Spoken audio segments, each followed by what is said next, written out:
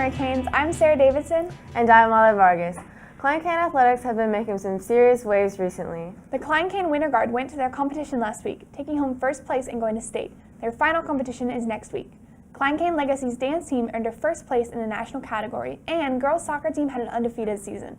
Congratulations to all of you. Way to make a name for our school. This week we had the chance to sit down with Dr. Champion and Dr. McGowan to discuss Promise to Purpose and how it affects us as students. Here's Elise Picu with our exclusive interview.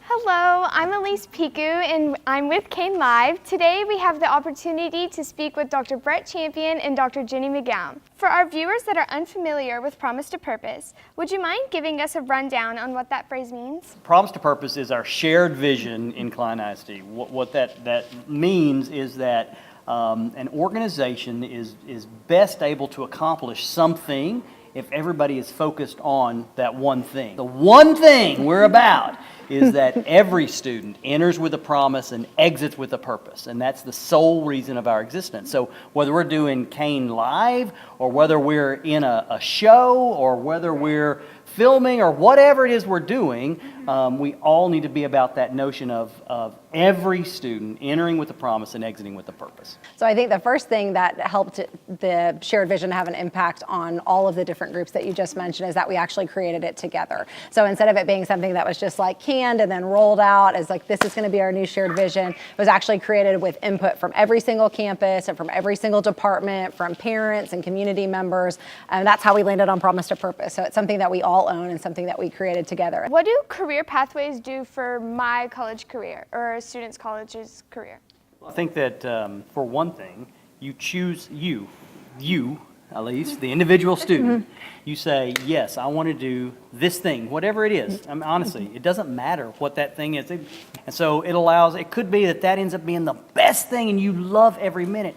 But a lot of times you find out, this is terrible. I don't want to do this. It's stinky and gross, and I don't want to deal with all this stuff, whatever this thing might be. So it puts you in the driver's seat, right? Because that idea of every student, you, Elise, are going to need to make that decision and then figure out where you're going to go. Because at the end of the day, you're going to be the one in the driver's seat for the rest of your life, right? And so you being able to make those decisions and then select from that is really what we're after, is like, how do we make sure there are lots of options open for students? Right, so it's giving the student choices in their career options. Yeah, exactly. These hackathon kids we just met with over at Klein High School, one of the pieces, that's hackathon, is April 20-something. Check out the website, everybody. It's awesome. And, it is awesome. And one of the sessions that they're going to be leading is about public speaking. Because it doesn't matter what job you choose, you're going to need to be able to communicate well with an audience, either one-on-one or with a large group. And so so you pick one particular pathway and you realize you don't like it, you're not locked in forever and ever.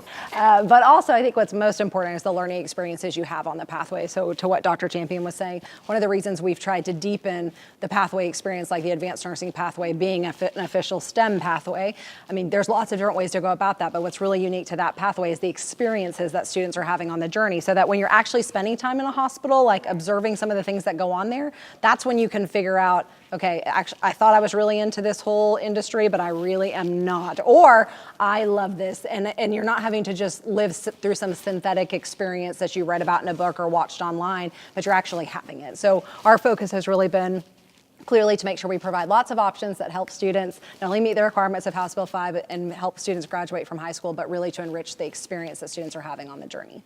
What advice would you give to high school students picking a college career? I mean, I would say, what are you interested in? I mean, Right. like, literally, what do you care about? Just pursue your passion, you know, and recognize that your passions are going to change. I mean, I think there's a lot of us who would say we thought we were going to be on one path in our life, and then now, like, here we are on a totally different path. And so it's really, to me, less about, you know, the way that the pathways are structured. It is very much around like business and industry or STEM or whatever. But really, when you think about the profile of a learner, that's about like who you are as a human being. And so those skills and talents that you develop, whether it is things like public speaking or the ability to collaborate well with others. I mean, those are things that it doesn't matter where your passion actually ends up taking you, but you're going to need to be equipped with those things.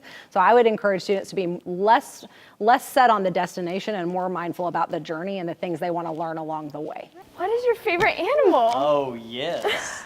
My favorite animal is the mantis shrimp. Why? Check it out. I promise you, you will be amazed at the mantis shrimp. Look it up. Okay, what does it do? Like, So, okay. Since you asked, Suspense is Elise, killing us. since you Please asked, tell us. Here's what's amazing We about the really need mantis to shrimp know. is amazing on so many levels, and as you look it up, you will discover all of them. Man, that sure answered some of the questions I had. Yeah, what a fun interview. To catch more of the full interview, you can go to our YouTube channel or click the link below. Thank you for watching This Week Hurricanes. I'm Sarah Davidson. And I'm Lala Vargas. We'll see you next week. The mantis shrimp has like twice the number of cones.